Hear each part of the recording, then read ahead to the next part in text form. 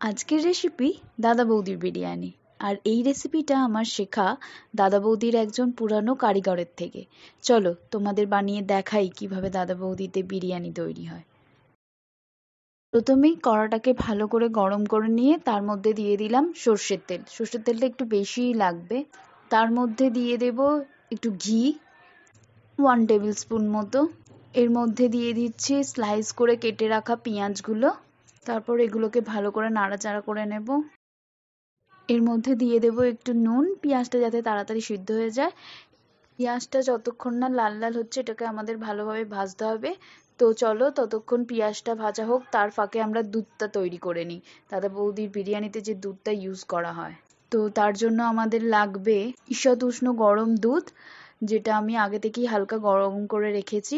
তো তার মধ্যে মিশিয়ে দেব খোয়া ক্ষীর আর 1/2 টেবিল স্পুন এলাচ গুঁড়ো দিয়ে ভালো করে নাড়িয়ে নেব।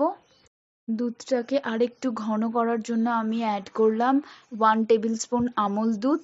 এখানে দুধটা কিন্তু খুবই ঘন দরকার। দেখুন দুধটা রেডি করতে করতে আমাদের এদিকে পেঁয়াজগুলো ভাজা হয়ে গেছে, লাল লাল হয়ে গেছে। এবার আমরা এর মধ্যে অ্যাড করব একটু জল, তারপরে দিয়ে দেব পরিমাণ মতো হলুদ গুঁড়ো। আমি এখানে 3 টেবিল স্পুন হলুদ গুঁড়ো দিয়েছি। এরপর এর মধ্যে দিয়ে দেব কালারটা ভালো আসার জন্য কাশ্মীরি লঙ্কার গুঁড়ো। তারপরে ঝালের জন্য দেব সাধারণ লঙ্কা গুঁড়ো 3 টেবিল স্পুন মতো। এর মধ্যে আমি আরও একটু জল অ্যাড করলাম। এবার একটু এটা ফুটে গেলে আমি এর মধ্যে অ্যাড করে দিচ্ছি আলুগুলো।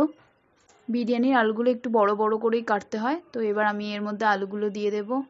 এবার দিয়ে দেব 4 ফোঁটা মতো মিঠা আতর। তারপর দিয়ে দিচ্ছি আগে থেকে বেটে রাখা আদা রসুন 3 টেবিল স্পুন মতো ইউজ করেছি আমি এখানে।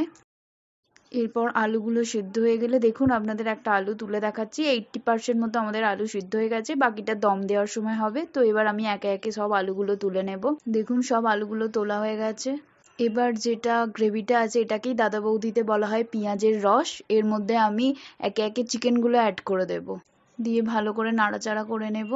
আবারও আমি একটু নুন অ্যাড করলাম চিকেনগুলো যাতে ভালোভাবে তাড়াতাড়ি সিদ্ধ হয়ে যায়। চিকেনগুলো যতক্ষণ সেদ্ধ হচ্ছে ততক্ষণ আমরা তৈরি করে নেব আমাদের যে ভাতটা।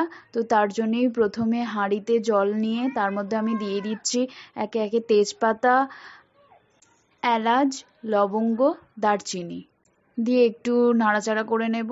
ততক্ষণ চিকেনটা হতে হতে আর এদিকে হাঁড়ির জলটা ফুটতে ফুটতে আমরা একটু কেশর জলটা তৈরি করে নেব। তো তার জন্য আমি একটা বাটিতে একটু জল নিয়ে তার মধ্যে কেশরগুলো সব ভিজিয়ে রেখে দিলাম, কারণ ওইগুলো ভিজতে একটু সময় লাগবে। আর একটু আগে থেকে ভিজিয়ে রাখলে কালারটাও ভালো আসবে। দেখুন আমাদের চিকেনটা রেডি হয়ে গেছে, বেশ ভালো লাগছে, কালারটা হেভি এসেছে। ততক্ষণ আমাদের জলটাও ফুটে গেছে। এবার এর মধ্যে আমরা চালটা অ্যাড করে দেব। বাসমতি রাইস ইউজ করেছি, তো 45 মিনিট মতো আমি আগে থেকে ভিজিয়ে রেখেছি। এরপর আমি এর মধ্যে দিয়ে দেব পরিমাণ মতো নুন, একটু সাদা তেল এবং একটু লেবুর রস। এই লেবুর রস আর সাদা তেল দিলে চালগুলো খুব ভালো থাকে, চালগুলো ভেঙে যায় না। দেখুন আমাদের ভাত হয়ে গেছে, চালগুলো কত সুন্দর সেদ্ধ হয়েছে, একটা চালও কিন্তু ভেঙে যায়নি। আমরা এটা 10 মিনিট মতো ফুটিয়েছি। এবার আমাদের বিরিয়ানি দম দেওয়ার জন্য প্রথমে আমি হাঁড়িতে একটু ঘি মাখিয়ে নিয়ে তার মধ্যে মাংসটা আগে দিয়ে দিয়েছি। গ্রেভি শুদ্ধ, গ্রেভিটা একটু বেশি করেই রাখতে হবে যাতে নিচে লেগে না যায়। এরপর একে একে আমি দিয়ে দেব আগে থেকে সেদ্ধ করে রাখা আলুগুলো। তারপর দিয়ে দেব আলু বোখরা। এই আলু বোখরার জন্য কিন্তু ভালো ফ্লেভার আসে। এরপর এর মধ্যে দেব আমি আগে থেকে ফেটিয়ে রাখা, নুন দিয়ে আমি ফেটিয়ে রেখেছিলাম সেই ফ্যাটানো টক দইটা। কেশরের কালারটা যখন ভালো করে জলের সাথে মিশে গেছে তখন আমি এর মধ্যে ওই কেশর জলের মধ্যে অ্যাড করে দিচ্ছি কেওড়া জল 3 টেবিল স্পুন, গোলাপ জল 2 টেবিল স্পুন এবং 3 থেকে 4 ফোঁটা মিঠা আতর। তারপর আমি ওই দইয়ের ওপর দিয়ে দেব আগে থেকে বানিয়ে রাখা বিরিয়ানির মশলাটা। আমি এই মশলাটা বাড়িতেই বানিয়েছি, যদি আপনারা এই রেসিপিটা দেখতে চান তো অবশ্যই কমেন্টে জানান। এরপর আমি ভাতটা দিয়ে দেব।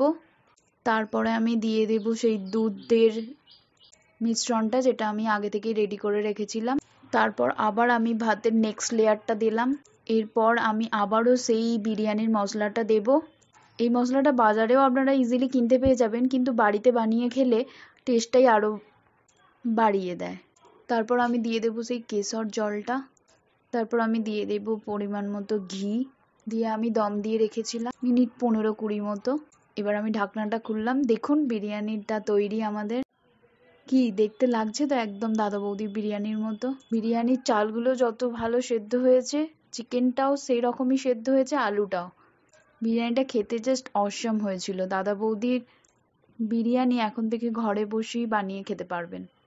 আশা করি আপনাদের ভিডিওটা ভালো লেগেছে। তো এইরকম আরও ভিডিও পেতে আপনারা প্লিজ চ্যানেলটিকে সাবস্ক্রাইব করুন, লাইক করুন, শেয়ার করুন। ধন্যবাদ।